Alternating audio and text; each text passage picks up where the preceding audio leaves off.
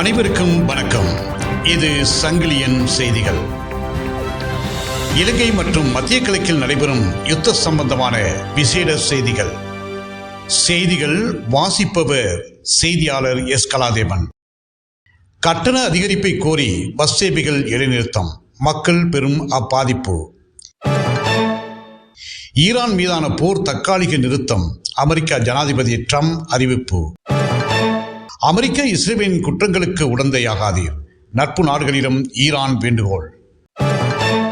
மக்களின் பங்களிப்புடன் வலுசக்தி பாதுகாப்பு அதிகாரிகளுக்கு ஜனாதிபதி அறிவுறுத்தல். சலை கைது தொடர்பான வழக்கை ஒத்திவைத்தது உயர் நீதிமன்றம். செப்டம்பர் 25 விசாரணை. ஈரான் ஏவுகணைகள் இஸ்ரேலின் வான் பாதுகாப்பு அமைப்பை எப்படி ஊடுருவின? இனி விரிவான செய்திகளை பார்ப்போம். கட்டண அதிகரிப்பை கோரி பஸ் சேவைகள் இடைநிறுத்தம், மக்களுக்கு பெரும் பாதிப்பு. அதிகரிக்கப்பட்ட எரிபொருள் விலைக்கேற்ப 15% பஸ் கட்டண அதிகரிப்பை கோரி பஸ் பணியாளர்கள் நேற்று சேவையிலிருந்து நீக்கியமையின் காரணமாக பாடசாலை மாணவர்கள் உள்ளிட்ட மக்கள் நேற்று காலை பெரும் அவசரங்களை எதிர்கொண்டிருந்தனர். எரிபொருள் விலைக்கேற்ப பஸ் கட்டண அதிகரிப்பு தொடர்பில் தேசிய போக்குவரத்து அதிகார சபை நேற்று அமைச்சரவை யோசனை ஒன்றையும் முன்வைத்து 10%க்கு அதிக சதவீதத்தால் பஸ் கட்டணங்களுக்கு பாதிப்பு ஏற்பட்டுள்ளதாக தேசிய போக்குவரத்து அதிகார சபை அறிவித்துள்ளது. இந்த பின்னணியில் 15% மின் கட்டண அதிகரிப்பை கோரி பஸ் உரிமையாளர்கள் சங்கம் நேற்று முன்தினம் நள்ளிரவு முதல் சேவையிலிருந்து நீங்கியது. இதன் காரணமாக கொழும்பு, புறக்கோட்டை, பிரதான பஸ் தரிப்பிடம் உள்ளிட்ட நாட்டின் பல்வேறு பாகங்களில் தனியார் போக்குவரத்துகள் முடங்கின. இதன் காரணமாக பாடசாலை மாணவர்கள் உள்ளிட்ட சேவைகளுக்காக செல்லும் பயணிகள் பெரும் அவசரங்களுக்கு உள்ளாகியிருந்தனர்.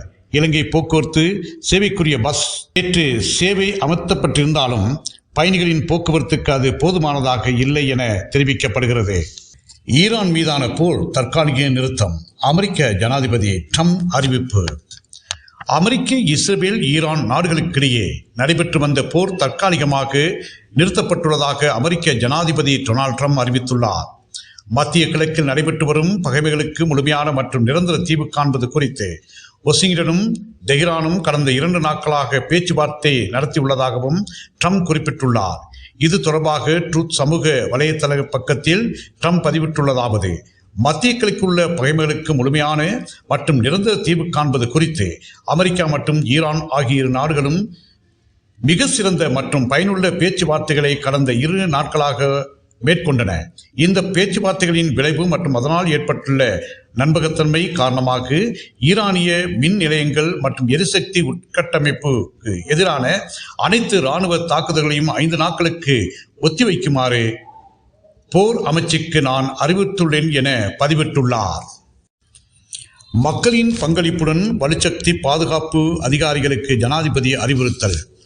நாட்டின் நாளாந்த வலுசக்தி நுகர்வு அதிகமுள்ள மாலை 6 மணி முதல் இரவு 10 மணி வரையிலான காலப்பகுதியில் வலுசக்தியை மிக சிறந்த முகாமைத்துவத்துடன் பயன்படுத்துவது குறித்து மக்களுக்கு தெளிவுபடுத்தி அவர்களின் பங்களிப்புடன் நாட்டின் வலுசக்தி பாதுகாப்பை உறுதிப்படுத்த தேவையான அனைத்து நடவடிக்கைகளையும் எடுக்குமாறு ஜனாதிபதி அனுரகுமார திசாநாயக அதிகாரிகளுக்கு அறிவுறுத்தியுள்ளார். மத்திய கிழக்கில் நிலவும் போர் சூழல் காரணமாக உலக நாடுகள் அனைத்தும் எதிர்நோக்கியுள்ள வலுசக்தி விநியோகத்திலான சவால்களுக்கு மத்தியில் வலுசக்தியை சரியான முகாமித்துவத்துடன் பயன்படுத்தி நாடு எதிர்கொள்ள உள்ள சவால்களை வெற்றி கொள்ள அதிகபட்ச பங்களிப்பை வழங்குமாறு நிறுவன ரீதியாகவும் தனியார் ரீதியாகவும் தற்போது அனைவர் மீது சுமத்தப்பட்டுள்ள பொறுப்பாகும் என ஜனாதிபதி சுட்டிக்காட்டினார். ஈரான் ஏவுகணைகள் இஸ்ரேலின் வான் பாதுகாப்பு அமைப்பை எப்படி ஊடுருவின?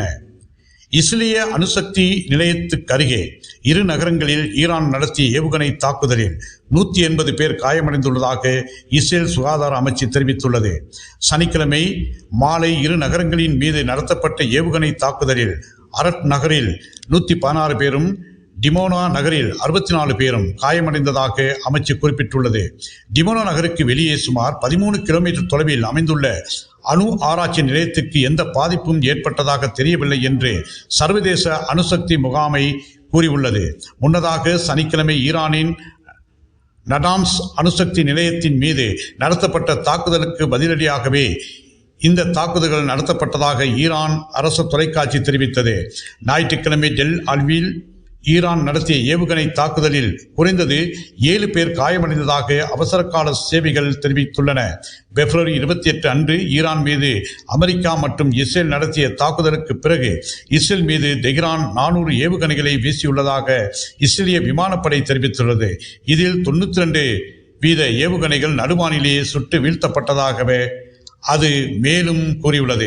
அரட் நகரில் சனிக்கிழமை கேட்ட வெடிப்பு சத்தங்கள் மிகவும் திகிலூட்டவனாக இருந்ததாக இடைமறிக்கும் வான்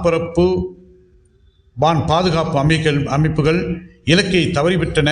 இதன் விளைவாக நூற்றுக்கணக்கான கிலோ எடையுள்ள வெடிப்பொருட்களை கொண்டே 2 பாலிஸ்டிக் ஏவுகணைகள் நேரடியாக தாக்கின என்று இஸ்ரேலிய தீயணைப்பு படையினர் தெரிவித்தனர்.